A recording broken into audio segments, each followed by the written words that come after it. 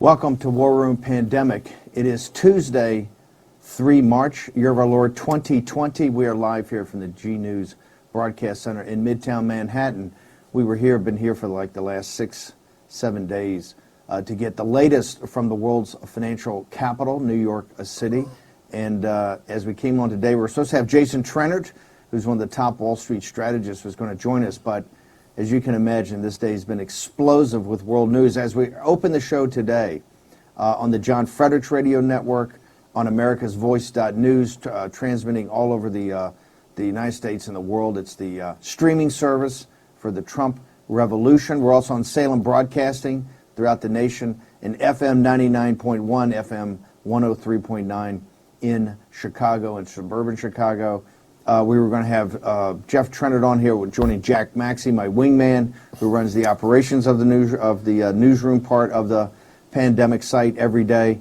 But explosive news today. Right now, as we come on, we have the simultaneous testimony of Secretary Mnuchin on Capitol Hill in front of Ways and Means Committee. I think Dr. Fauci is up in front of the Senate as the discussing NIH, where the president will go to this afternoon. Dr. Tedros is in Geneva giving a live press conference on the World Health Organization, and the Federal Reserve Chair, Powell, is starting his own press conference. So obviously everybody wants to watch Pandemic first and hear from Pandemic, and we'll kind of, our ability to basically consolidate, collate this information, curate it, and get it back out what's most important. The most dramatic thing of the day, and by the way, very controversial on Wall Street, was quite frankly, a stunning rate cut by the Federal Reserve Chair, 50 basis points. And what that means out there for everybody, your mortgage is, in fact, your credit cards, your mortgage is the ability to provide liquidity and more credit capability for consumers, for businesses. It drives the cost of borrowing down, the cost of capital. These are the types of things you do in really, particularly since the interest rate now is at 1%. These are historically low rates. To have a 50 basis point cut is, quite frankly, stunning. You've had the Bank of Japan the other day, and then this morning we had all of the central banks, really through their finance ministers of the G7, had a joint statement, but said we're going to make credit available, we'll be there, but had no direct action. And then the Fed came in. The market was very soft. The Fed came in. But Jack, we haven't seen a tremendous turnaround. The market is basically flat, and even some of the consumer stocks. Actually, Steve, it's down 207 points right now. 207 points. This is, President Trump has been pushing for this rate cut, and as I always say, there are more tears shed for answered prayers than for unanswered.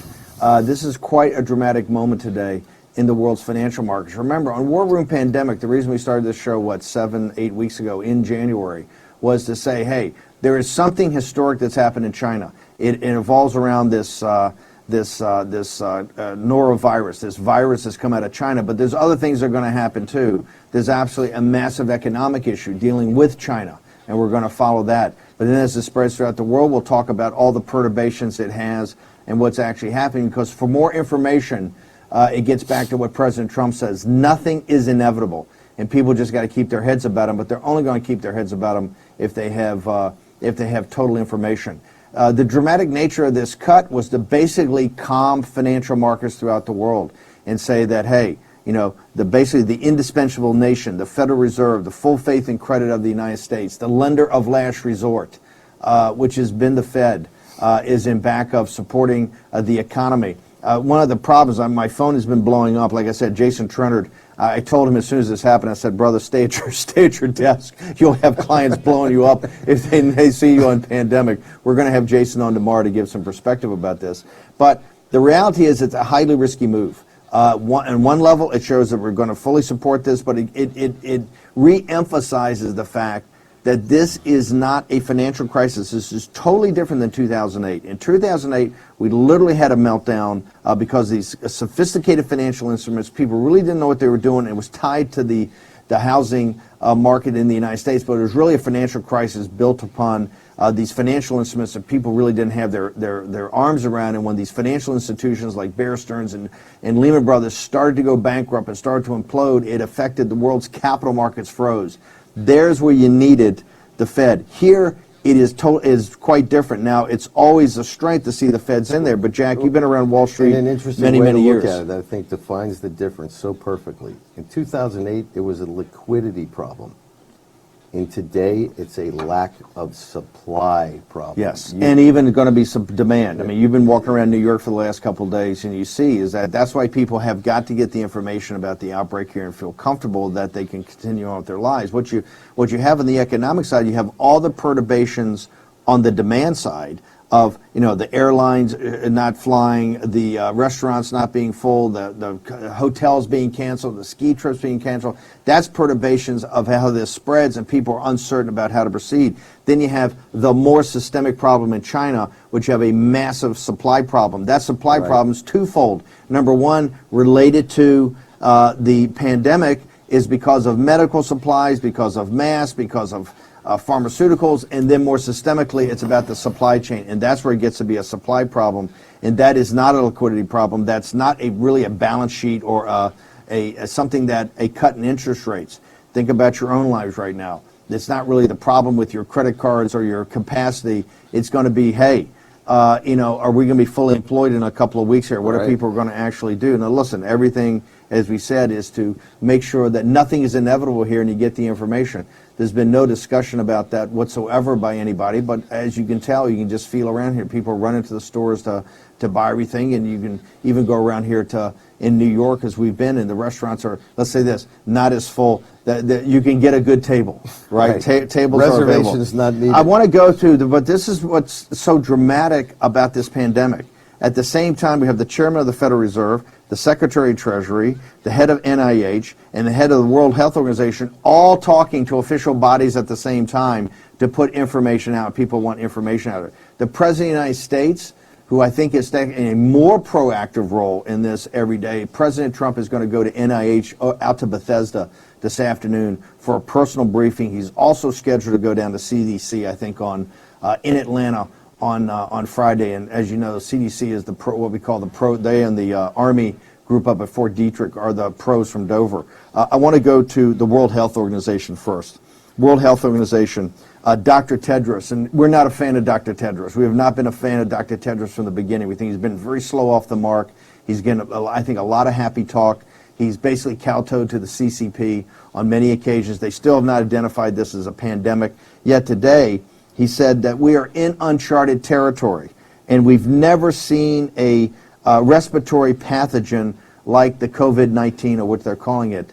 He's never seen a respiratory pathogen. But in that same time, he gives, on one hand, this, on the other hand, he said, what did he say about he would not refer to it as a pandemic. He still won't recall it a pandemic, but interestingly, Tedros just a few minutes ago said, we're working with governments, manufacturers, and pandemic supply chain networks to boost production. We've been talking about this since day one. Now, get this. Tedros says the World Health Organization estimates that each month, 89 million masks will be required for the COVID-19 response. 76 million examination gloves, 1.6 million goggles. Okay, let's go back through this. I want to go back to those numbers. So roughly 90 million masks a month. What's the other statistics he's putting out? 90 million masks a month, 76 million examination gloves, and 1.6 million goggles. And as with most of what Tedros says, I think this is low, particularly when we know that even the Chinese Communist Party was talking about using 1 million masks a day in just Wuhan. We're going to go around the United States. Remember, one of the things to show, we have a website. We want you to be a part of this. Hashtag War Room Pandemic. We also want you to go. This is also a podcast. Besides being live streamed, besides being on radio throughout the nation, we do podcast this, so you can listen to it or send it to your friends at any time. We're on every podcast platform. The combination of the War Room, we have now, I think, over 3.2 million downloads.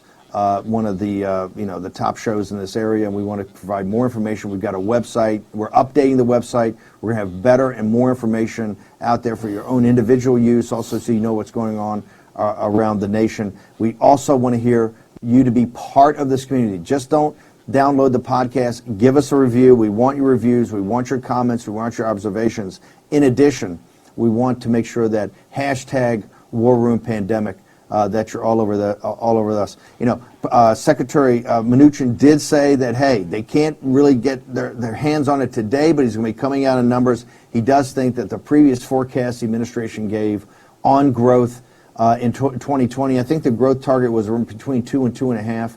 They are going to update that. They think this is definitely going to affect growth. I mean, just common sense, you can tell that, particularly what's coming out of China. Remember, War Room Pandemic has always been more of a China-centric show, and the reason we started this is that there's something historic going on in China. It's still going on. Don't think, and do not believe all the happy talk numbers you're seeing out of there, because when you really look down at the analysis, they still have a massive problem, and they're having a massive problem getting this economy back up, and we'll get to that in a few minutes. But you do have Powell is now responding, and it's never a good sign when the chairman of the Federal Reserve's got to come out and do a newscast and the market's going down. And one of the reasons people, I think, are asking is that, what do they know that nobody else knows, which is always the question people ask. Right. Number two is, now you don't have a lot of powder left. You're at 1%. And this is one of the issues about the Fed rate, the Fed cuts back in the previous year. But this was a pretty dramatic move today, wouldn't you say, Jack? You've been around Wall Street a long time. I would say, I started out as a repo trader. Yeah, this would be a big, big move. And I thought one of the big tells this morning was before Powell did it, I saw him on CNBC as we were coming over here, and he gave a little talk to the media, or he gave some comments that sounded like he was really giving a pep talk to the, in the locker room at halftime. It didn't seem as if it was about the economy so much as... Well, he talked about the norovirus. I thought this was very coronavirus. The coronavirus. Talked about the coronavirus. It was like not talking about financial markets. Right. It was almost like, and I don't say he was addressing a group of school children, but it was like it's like bring my dad to work day, and he's coming. He's not talking about his job. He's there talking about an issue that's going on. Let's talk about the schools for a second while we're on that. We're going to get you more updates from these press conferences. One of the issues, number one, the CDC has said that by next week, we think we're going to have 1 million testing units deployed, or up to they get up to a. I think that we can do an unlimited number of tests very soon, to the point where every single person showing up with the sniffles could be tested. I realize, by the way, if you go to these streams, and we've been following these Twitter streams, there's a lot of, and you don't know which ones of these are true or not, but there are some pretty negative stories coming out about, hey, I didn't feel I went here and I got rejected, about the rejection rates of not testing people, right? And this was because in the early starting of this, when we had limited number of tests and we were really trying to get our hands around it, we don't even know what's going on in China. They won't tell us. So really we were thinking, hey, we're only going to test people who have been to China, Southeast Asia, or have a close family member who's been there, just because we had to control the amount of tests that we were giving, because we had a limited amount of tests.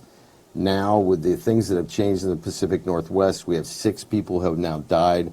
We've got an outbreak. Well, not just 6 people have died. Now, from the analysis they've done, they said it's been there for quite a while. Yes, right? So the genetic analysis on the strains that they're finding in these people in Seattle and the surrounding areas imply that this disease may have been in operation in the Pacific Northwest for as many as 6 weeks. So, and by the way, if you went back, you can derive from that, if you went back and did autopsies, particularly among elderly people in the last 6 weeks, you may find that the earliest victims of this might have been weeks ago, and we just didn't know it because the test wasn't out there. And we just didn't know it, and we are suffering right now a severe sort of influenza season that is outside of our normal bounds. So you could see a clinician getting an 89-year-old person who's already quite frail and just chalking it up to annual influenza.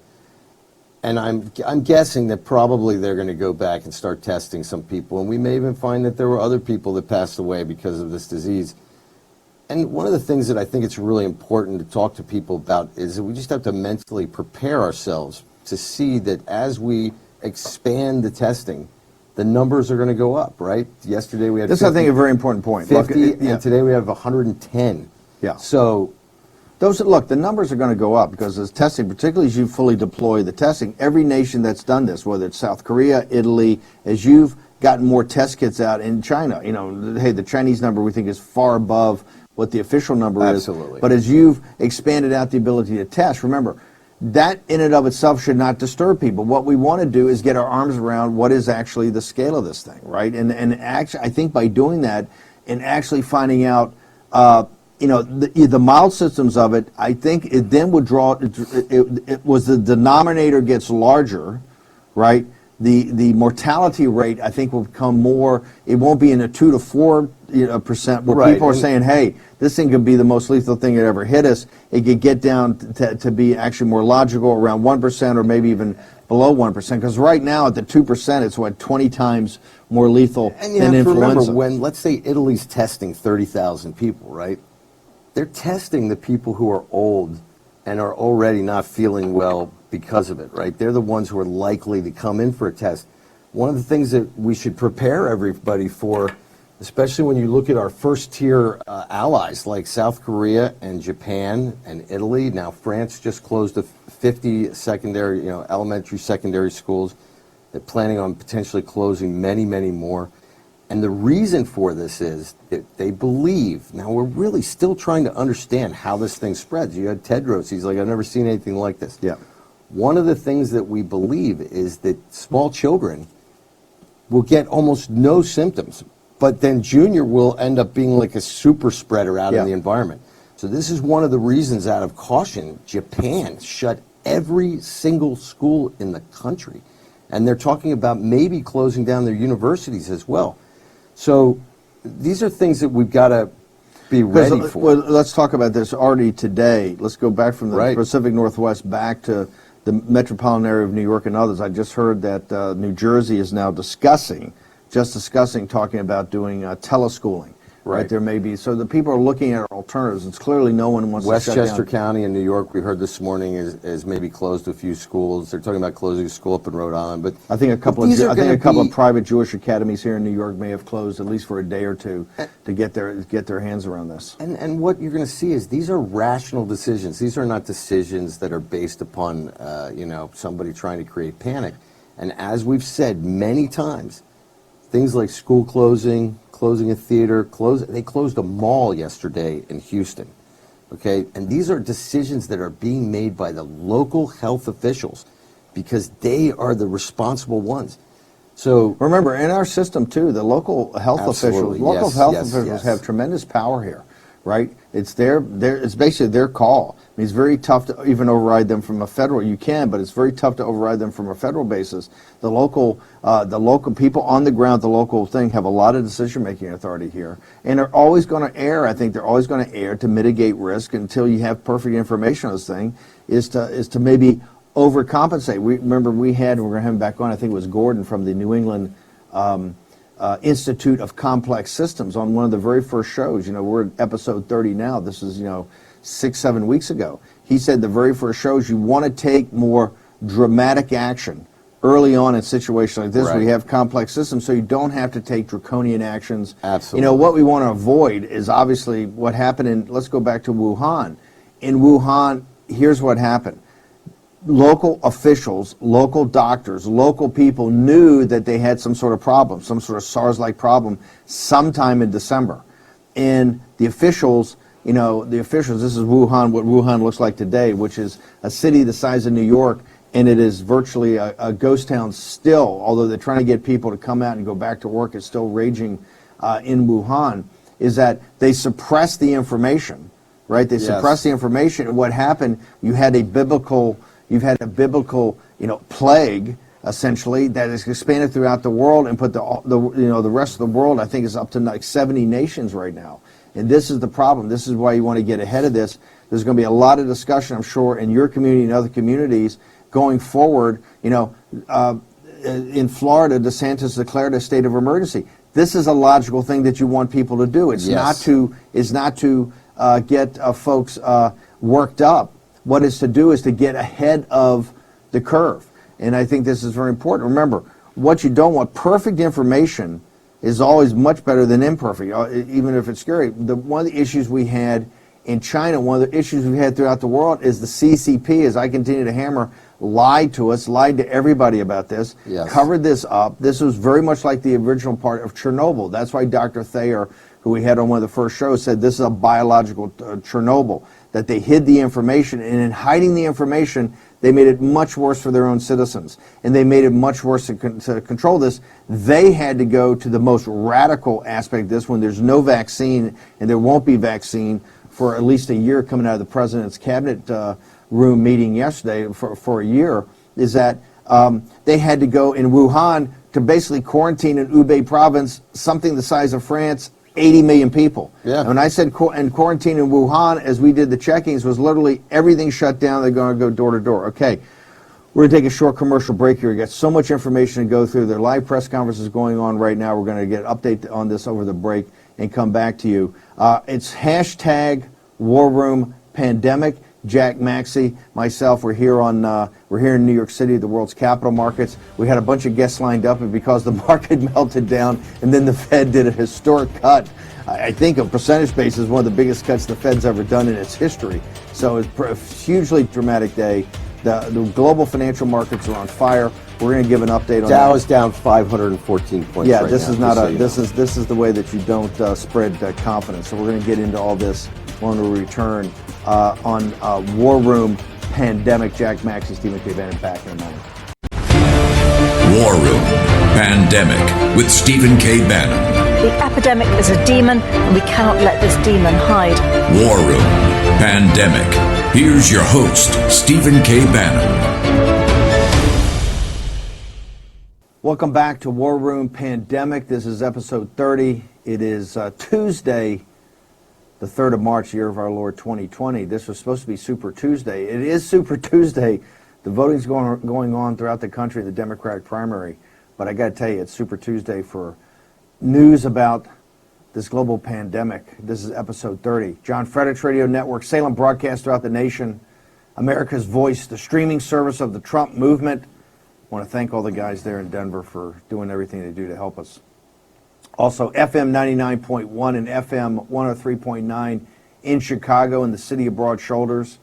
I want to thank Miles Guo and the entire team, Gladys Chow and the entire team of G News that make this broadcast. We always do the Wall Street segments from up here in Midtown Manhattan at the Himalayan Embassy, what is affectionately called, which is the global broadcast center of G News. And they are the leading independent news service into mainland China to get the word out to all the Chinese people that are suppressed by the Chinese Communist Party, who, in their botched attempt to suppress information, has caused a global pandemic that is now certainly out of control in China and now spreading throughout the world. And it's spreading in the world's financial markets, too. A bold play by the Federal Reserve chairman, and something President Trump has alluded to that he thought would be helpful. Well, they made a big bet today, 50 basis point cut, and that 50 basis point cut, I think rates are only 1.5 points up until then. 10-year treasuries are over just 1%. Why this has an impact to your life? This is very impactful in your life. Your credit cards, your mortgage, your student loan, everything in your life where you don't actually pay out of pocket out of your paycheck, but you borrow, is affected by this. And it affects every business in the world. It affects every government in the world. So when the Fed, which is the lender of last resort, and the full faith and credit of the United States government, this represents something big. And another disturbing situation, I think, is Federal Reserve Chairman Powell was supposed to have his press conference at 11 o'clock. At least on our streaming service, I think he's 30 minutes behind, so I don't know what's going on there, but you don't want to have uncertainty. Where does the market stand? There's a big bet. And at one time, the market opened, it was down before it opened up, and now was down 500 when we went to break. Where are we right now? We're at 357 right now. It shows you the volatility that's going on. Now, look, in this these thing daily right now. fluctuations, how does that impact your life and ties back to the pandemic? Remember, on Friday, we had the largest single-day drop on an absolute basis in the history of the New York Stock Exchange. Yesterday, I think we had the largest one-day recovery in the history of the stock exchange. What was most important, Steve Cortez was on here yesterday, Steve Cortez from Chicago, who's back here on Wall Street for a couple of days, one of the top guys on Wall Street. He was here. I think what had happened, the 5-day meltdown, was the largest sustained drop in the history of the New York Stock Exchange. How does that affect your life? It affects everything. Cost of capital for companies, their ability to grow, their ability to hire, their ability to pay better wages, etc. Remember, President Trump has really had a terrific economy. If you look at all the data and all the polling, it's the strongest thing besides his America First and Make America Great Again. It's really the strongest thing for his reelection. He's had an economy that's really been on fire, and it's particularly a striver's economy that's lifted everybody up. And then all of a sudden, we get this pandemic coming out of China that's now spread throughout the world. I want to go back to, there's many things happening. We've got Fauci up on Capitol Hill. We've got Tedros giving a press conference. He's the head of the World Health Organization. He's giving a press conference in Geneva. We've got Powell, the Fed chair Powell's about to come out. We had Steve Mnuchin talking today, the Secretary of the Treasury. He had led a group of G7 finance ministers early in the day, had talked about credit. We're going to be there. We're going to back this market up. That didn't really play well. People want to see dramatic action. Boy, they got dramatic action. The downside of taking dramatic action, when you take dramatic action, it doesn't exactly, juice these markets. People start to question, hey, what do they know I don't know? Is there a deeper operating problem here? Is there a liquidity problem? I want to go back to Tedros. What else is Tedros saying? And Fauci. Fauci also said... Fauci gave an interview with Politico today, and I think it was kind of telling. He said, I think that this is going to be one of those things that we look back on and say, boy, was that bad. Now, he recovered. He said it could be really bad, but I don't think it's going to be, because I think we're going to be able to kind of get our arms around the mitigation. This is why Fauci, they're putting him forward now as the guy. He's been around a long time. He's the Ebola. I've always had a problem with Fauci, because Fauci's one of those doctors who says one thing one day and you go back to him the next day, he's got a totally different thing. Right. Remember, when we started this show, I think that opening weekend, and people were saying, hey, why are you guys calling it a pandemic? I said, well, because it is a pandemic. And we're China focused. We know China as well as anybody, and something's happened huge there. We've seen this. And Fauci went on the John Catsimatidis radio show on WABC that weekend and said, this is like a common cold, right? And people had said, hey, why is your hair on fire? And this guy, and then now he's been one of the guys saying here recently, hey, this thing could be really bad. We got to get ahead of it, all that. So he goes one thing one day and another thing another day. You and I have been in the city now for 5 days, and we meet with all kinds of people, and I can't tell you how many times we've had these otherwise extraordinarily successful, squared away, smart people who are repeating Fauci's remarks from 4 or 5 weeks ago that, come on, it's just like the common cold. It is clearly not like the common cold. The common cold has a 0.1% fatality rate. It is built into our demographic numbers every year because it occurs every year. Now, Tedros and I want to go back to Tedros just said, I think the mortality rate overall is 3.4%. Okay, don't let your head blow up there, because he's calculating also the death rate in China. Now, we argue from day one, and we're going to be proven right, that the death rate, the infection rate is much higher and the death rate's much higher. And anybody out there, particularly Media Matters, all you guys, you're the same group of guys that laugh when Miles Gross said H&A is nothing but a Ponzi scheme. H&A, which had a private valuation of $1 trillion, when he said it's nothing but a money laundering operation for the CCP and a Ponzi scheme. H&A went into receivership in China on Friday. Right. So Miles Gross had nailed H&A as the only guy in the world that could speak truth to power. And so, hey, I'll take the bet with Miles Gross that his numbers are more accurate. But this 3.4%, when you actually compare the numbers back, I think it's actually 1.4% is that's coming out of other areas of China besides Hubei province. And then when you look on a global basis, the way they calculate it now, it's 0.8%. So we're under 1%. Like I said, this whole thing with the denominator's got to get worked out. I think that is the benefit, ladies and gentlemen, of now fully deploying, because it's got to be pretty obvious. The United States is way behind where the testing should have been. Look, President Trump's bold action early on, he doesn't get enough credit for this. I don't think people understand this enough. It wasn't simply back on, I think, January 31st that he shut down the ability to have free, at least some level of free access coming from mainland China, but at the same time also quarantine people, which hadn't been done in 50 years. That bought us time. The argument today is, did we make the best use of it at the local hospital level, deploying information, deploying people, and deploying materials? Also, did we make the best use of it because of the testing? Hey, maybe we did, maybe we did. But what we know now is we're going to deploy 1 million, starting with 1 million test units, I think, next week. Governor Cuomo and others, and Cuomo, remember New York with the New York health system. I talked to Mayor Rudy Giuliani yesterday about this, about New York City. He was talking about the great healthcare system they have with the ownership of the hospitals. He's going to, I think, have his own test. He was not happy about this. the more testing that happens, ladies and gentlemen, the more you're going to see that this coronavirus is out there. Remember, for the vast, vast, vast majority of people, it's like having a cold or a bad cold. And then for some segment of the population, particularly the elderly, and maybe particularly, they're saying in Italy and in Iran and maybe China, people who smoke a lot or have emphysema or have some sort of lung-related disease. We don't know any of those for facts. That's what smart people are saying. It could be directionally. Anything else coming out of the Tedros press briefing today, Jack, before we start going around the horn and talk about the rest of the world? I think the only thing that we can say from Tedros, we got to be really careful about his 3.4% comment, because Tedros, well, he did say, let me just update you. I guess somebody says, he announced new estimates suggesting the disease was far more lethal, this is from the thing overall, this is a press report, than previously suspected, but also less transmissible, and that schools and hospitals across the United States had stepped up preparations for a potential pandemic. This is coming out of the news conference. So he said he thinks it's less transmissible, but it may have a higher mortality rate. We'll have to see that in the math itself. But I think we're seeing, Steve, a consensus among the world's top virologists that Gabriel Ling was absolutely correct, and this was 5 weeks ago, I think he said. Remember, this, right? Dr. Gabriel Ling is the great virus hunter at the University of Hong Kong. He was instrumental in SARS. He's been a guy we've been quoting from the very beginning, because he cuts right to the chase. I mean, he gave an interview to The Guardian, we've got up on the site, when he went over to the World Health Organization, he said, hey, you guys have got to step up here. Yes. Right? You guys are taking this way too passively. You're kowtowing to the CCP way too much.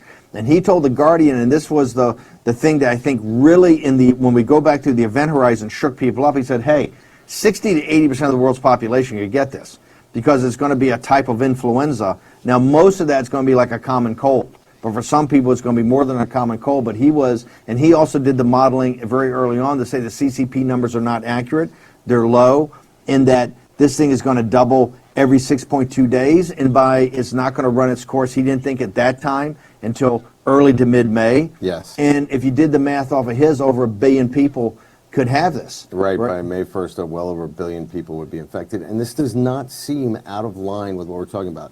Here's something to think about. In 2009, we had the H1N1 swine flu, really was an avian flu, and it was declared a global pandemic. And so we went to battle with it. We lost, I think it was a couple thousand people in America. But as it turned out, the lethality was much lower than we first feared. But get this, between 40 and 50% of the American population has antibodies to that 2009 H1N1 virus. So this idea that's saying, okay, 50% of America could get the coronavirus is not in any way out of line. In fact, it's below what the 60 to 80% that we're seeing from some of the world's top virologists. Now, if we were to take the Journal of American Medical Association's 1.2 fatality rate, we're talking about more than 1 million people in America.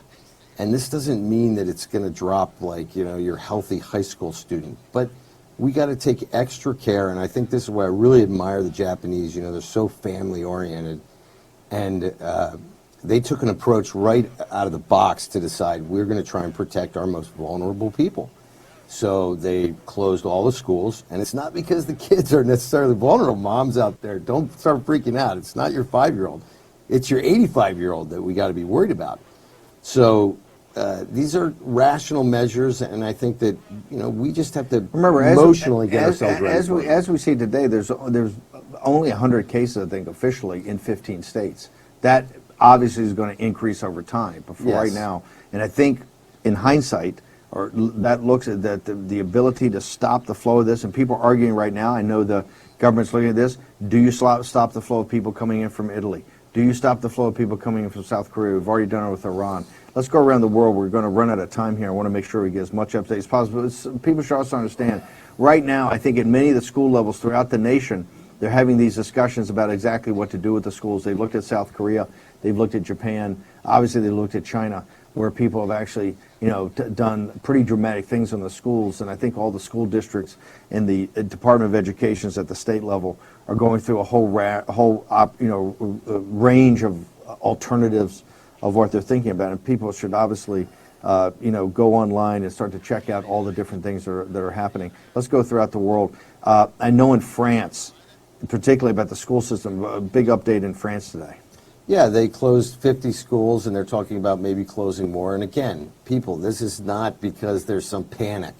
This is because very rational public health officials are making rational choices. Now, these things can cause disruption in our daily lives, but they're being done to protect us. And when you're dealing with a pandemic, this is something that everybody has to be aware of. When we talk about social separation, when we talk about cleaning your hands, not touching your face, and I apologize, a couple people have told me, you scratch your face about 3 times every show. Yeah. And that shows you how difficult it is. And this is not about stopping it. This is about slowing it down, because the slower we can make the infection rate, the better. Let me jump in here. Jim Cramer, I think Jim Cramer's terrific, former Goldman Sachs guy, really smart CNBC host for 20 years. Quote, "I'm now nervous." CNBC's Jim Cramer predicts Fed's drastic rate cut will stoke investor fear over the coronavirus. So this is the complexity of this topic. I think in my lifetime, I've never seen anything as complex as a pandemic like this, coupled on top of all the complexity about where the world economy was overall, and particularly the fact of globalization. Look, people like myself have gone around now for 10, 15 years. Peter Navarro's of the world, Donald Trump, Lou Dobbs have been arguing about this whole thing of globalization, the globalization project. And I keep saying the China price has a cost to it. The full costs we're starting to see, and that's why it's maybe even beyond doing rate cuts. I think rate cuts are one thing when you have a liquidity problem, when you have a balance sheet problem. That's not exactly what we've got today, although it's always terrific when you see the central banks are there to step in. But you also get this kind of confusing interlocking of monetary policy into the Fed rates. It's almost like it's called it used to be called the Greenspan put. The traders always thought they were going to get bailed out by the Fed cutting rates and the global banks cutting rates. So that's a very disturbing thing. Let's go through it. There's also breaking news out of I'm getting some news out of Iran. There's more things out of Iran. We'll get to those in a second. What do you got for me? Because Iran, they're talking Iran about has so far officially 77 dead, 2,336. We got, through one of our sources yesterday that it's actually much worse. I think it's much worse. So here's also breaking news coming out of BBC is that they've just released 54,000 prisoners out of the prisons in Iran. This is my point about Iran and China. Don't believe anything they say on an official basis because it's all a lie. Right? All you got to do, and if you want to get your arms around a little bit how this plays out, I keep telling people, go see HBO's 5-part series Chernobyl, because there you see these totalitarian governments, their incompetence, but particularly their only thing they focus on is protecting the regime. You're seeing this, and hey, Iran ain't releasing 54,000 prisoners out of the prisons to avoid this kind of mass incarceration with the disease spread if they know they don't have a much bigger problem they're letting on. It's just like China. These are, in those two, totalitarian because the ability to suppress the information, right, and not let people make their own decisions. That's why I think you're seeing Fauci, you're seeing Pence, you're seeing people come out and try to get more information out to people so people can make their own decisions. And like you said, President Trump said, nothing's inevitable here. Well, listen, I mean, you and I are all China hawks, for example, but there is a moment now, a learning moment for the whole world, because you are now seeing the true nature of these tyrannical regimes. They do not care about their people. They care about self-preservation first. And because of that, because of the lack of transparency, the whole world was caught flat-footed, and now we see how it's playing out. But this is also going to be an opportunity for the great Western democracies to show the huge difference between how we handle things. Yeah, this is why I said the other day, Maria Bartiromo, America is the indispensable nation. You saw yesterday around that table in the cabinet room where President Trump was having a pretty frank conversation with the biotech companies and the pharmaceutical companies about the vaccine. And look, we got to be realistic. As great as these companies are, as quick as they're coming up with potential vaccine alternatives, just the process to make sure that, hey, the vaccine yourself doesn't kill, doesn't make things worse, right? That you take it, that it's whatever it is, and in Trump time they're trying to expedite that. But you could be looking at a year till you get a vaccine. You're going to have to do social separation. That's why the United States is the indispensable nation. I do want to go to, because I think this is very, very important about what happened today in the economic impact. I want to go back to Jim Cramer.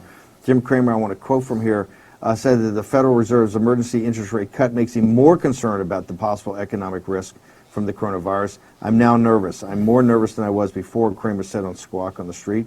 The move helps Wall Street, but does little to persuade consumers worried about catching the coronavirus to leave their home and spend money. That's why I think also we need additional, leadership from the White House and getting the word out there. I think the president going to NIH today is terrific. I hope he takes a big contingent of the media out there, and I hope part of the briefing is public. Like I said, I believe that the most important thing to do right now is to get more information out there. We've only got a couple minutes left in the show. Anything else internationally? There's been so much news breaking today, and look, we're going to have more context and more contextualization up on the site later today as we go, but there's just so much breaking news during the show. India has a couple of cases, for example. India is a great ally of ours. Prime Minister Modi is a personal friend of Donald Trump. Well, we talked about the potential strategic partnership. Yeah. We had Dave Ramaswamy, Jay Kansara before they went over for the Trump thing to talk about, hey, India could be a real partner here on the pharmaceutical side, although they've got their own problems, and also the medical technology side. For example, India today restricted the export of 26 different medicines and ingredients. Now, just so that our American viewers can see this, these are our great friends. We get 25% of our generic drugs from India. And this goes back to this has got to be a wake-up call. That's what we're going to, when we get back to the show in Washington, we're going to have Rosemary Gibson as one of the first guests. Rosemary texted me this. Her business, her book, China RX, you got to read about how Wall Street and the corporatists and the globalists allowed all the making of generics, and not just that, APIs, right? The pharmaceutical ingredients that go into everything, go into penicillin, go into aspirin, go into the vitamin C, all made in China. So we've certainly got to get our arms around Coca-Cola, that. I think, is an illustrative thing for everyone. They get anything else on big U.S. news we got here before? Because I know we got so much still to go through. Anything else on that? Anything else on the world news? Other coming out of Italy. Italy's talking today about a €5 billion euro stimulus package. Yes. I got to tell you, I think Italy is in. And I've spent a lot of time in Italy. Love Italy. Got an institute over there. We're trying to figure out what to do. The government there, I don't think, is on top of things. I mean, they've tried to do the isolation, but I'm talking about economically. Italy could be in real trouble. I think of all the European nations, we've got about a minute left here. Think about just your average storefront. They may be operating on margins of, say, 10, 12%, right? And they have to close for 2 months? They've just wiped out their balance sheet for the year.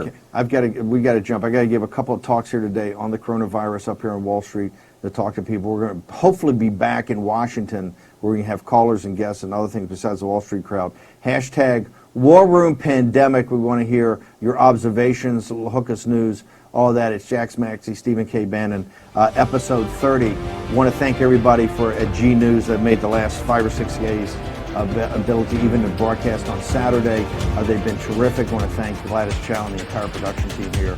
Miles Groh obviously has been fantastic. We'll have a lot more updates coming from China in the next couple of days. Look forward to seeing you tomorrow, 11 a.m. War Room Pandemic. Remember, go to the site. Also, hashtag War Room Pandemic. Thank you.